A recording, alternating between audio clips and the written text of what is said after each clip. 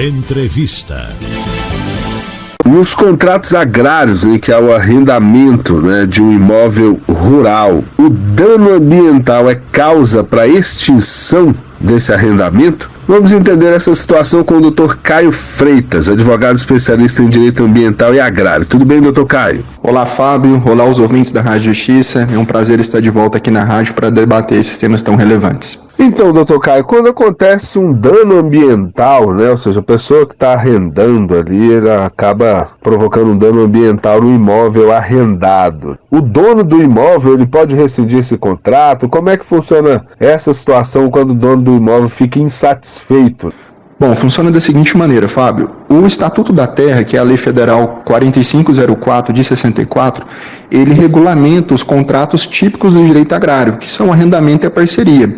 Mas ele traz de uma forma mais superficial, de modo que os detalhes desses contratos são trazidos pelo Decreto Federal 59566. E esse decreto ele traz em dois artigos, no artigo 26 e no artigo 32, situações em que o contrato é extinto e nas quais o arrendador pode pedir o despejo do arrendatário que se encontra produzindo naquela terra.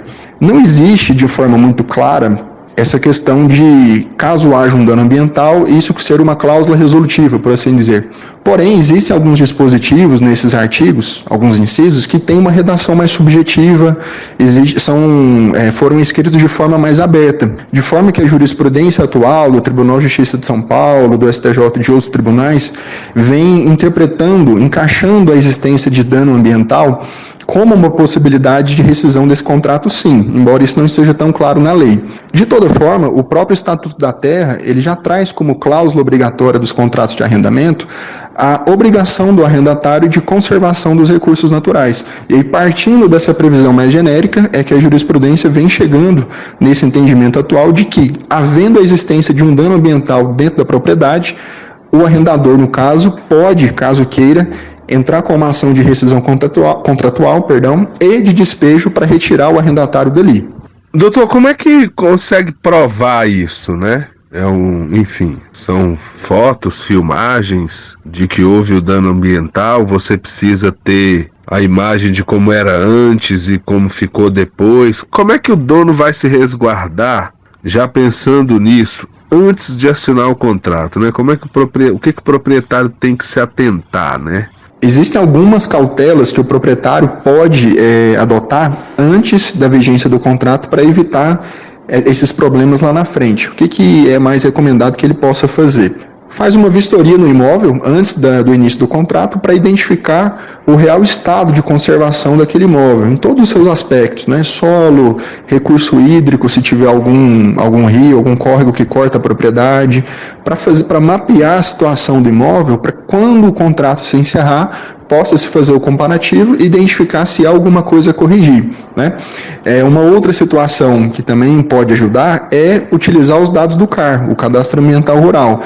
Esse sistema eletrônico de informações ambientais, criado pelo Código Florestal, ele também ajuda a mapear essas informações ambientais para verificar, por exemplo, se aqueles espaços territoriais que são protegidos pelo Código Florestal, como reserva legal, área de preservação permanente, se eles estão dentro dos limites que a lei prevê, para que, caso haja alguma infração durante o contrato, o proprietário possa se resguardar e demonstrar que entregou o imóvel em condições perfeitas de uso. Agora, caso ocorra esse dano durante a vigência do contrato, vai depender da situação, porque existem danos ambientais que deixam rastros no mundo material, por assim dizer, e outros que decorrem do mero descumprimento da lei. Por exemplo, suponhamos que naquela propriedade vai ser iniciada uma atividade de mineração. A atividade minerária precisa ser licenciada, precisa do licenciamento ambiental.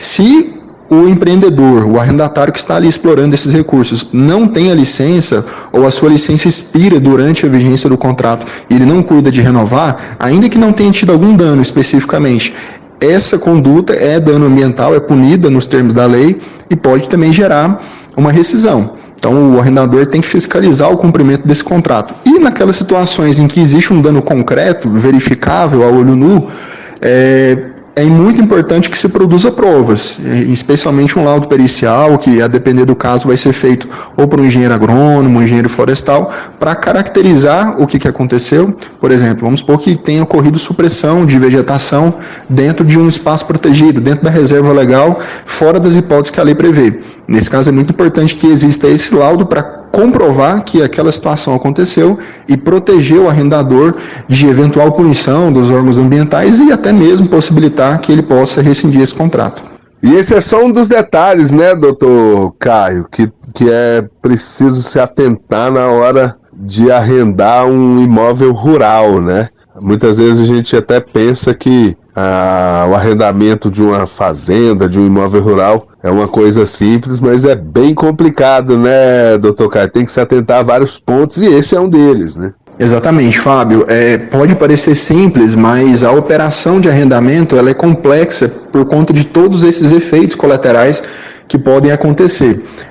O agronegócio em si, atividades agrícolas, de pecuária ou mineração, enfim, todas elas são atividades que têm um potencial poluidor muito grande. Se utilizam de recursos naturais e pode acontecer de haver algum conflito com a lei.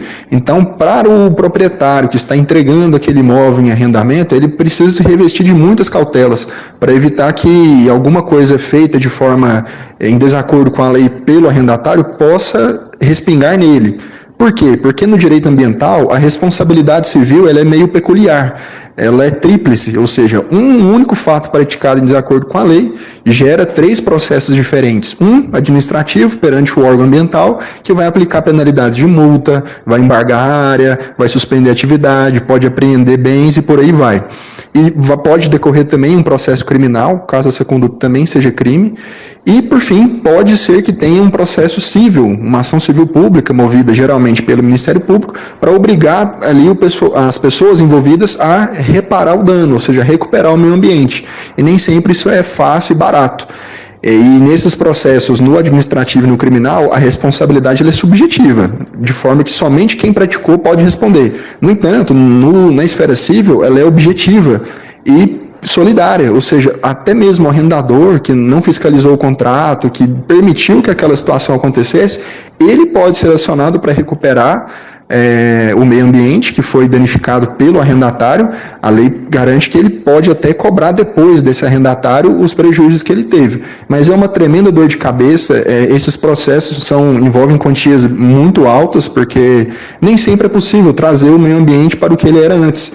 E aí a gente acaba desaguando em indenizações que têm valor bastante elevado. Então, de fato, todo cuidado é pouco na hora de assinar um contrato de arrendamento.